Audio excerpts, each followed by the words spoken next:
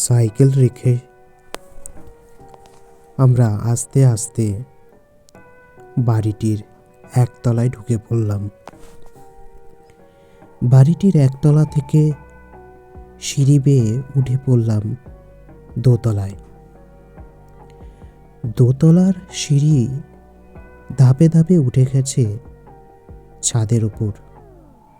আমরাও সিঁড়ির ধাপ অনুসরণ করে ছাদে পৌঁছলাম।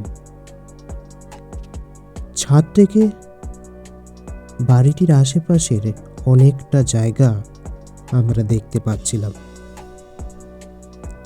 দক্ষিণ দিকে পুকুরের ধারে একটা বড় বট গাছের নিচে খানিক আলোক অন্ধকারের একটি জায়গায় একটা ছোট্ট ছেলে গুমটি মেরে বসেছিল। বক যেমন মাছ ধরার জন্য জলের দিকে স্থিরভাবে তাকিয়ে থাকে, সেরকমভাবেই ছোট ছেলেটি জলের দিকে তাকিয়েছিল। পশ্চিম দিকে তাকাতেই দেখলাম সূর্য আর কিছুক্ষণের মধ্যেই অস্তগামী হয়ে যাবে। ধীরে ধীরে সন্ধ্যা ঘনিয়ে আসলো। দিনের বেলাতেই গ্রামবাসীর থেকে আমরা বাড়িটির রহস্যের কাহিনী শুনেছি। যত রাত হতে লাগলো, মনের মধ্যে সেই গল্পগুলো আস্তে আস্তে ভেসে উঠতে লাগলো।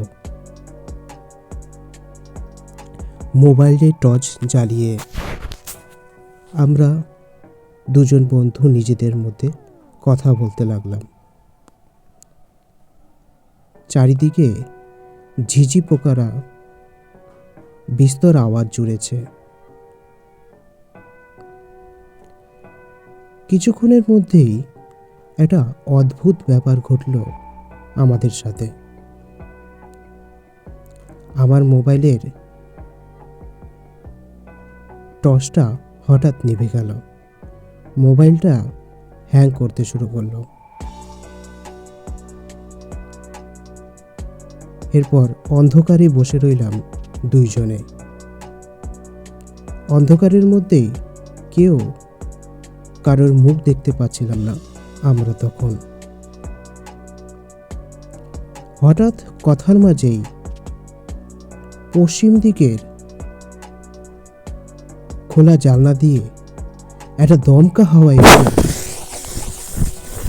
পূর্ব দিক দিয়ে সজোরে বেরিয়ে গেল। আর আমি শুনতে পেলাম আমার বন্ধু শুধু সেই হাওয়ার সাথে উড়ে যাচ্ছে। সে বাঁচাও বাঁচাও বলে আর্তনাদ করছে। বুঝতে পারলাম সে সেই হাওয়ার সাথে প্রায় 2-3 মাঠ দূরে চলে গেছে উড়ে। আমিও ছুট দিলাম তাকে বাঁচাতে।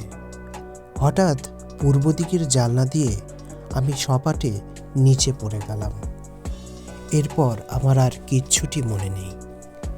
সকালবেলায় গ্রামবাসীরা আমার মুখে জলের ঝাপটা দিয়ে আমাকে জাগিয়েছিল, আর সুবীরকে পেয়েছিল সেই 2-3 মাঠ দূরেই কোনো এক সর্ষে ক্ষেতের ধারে।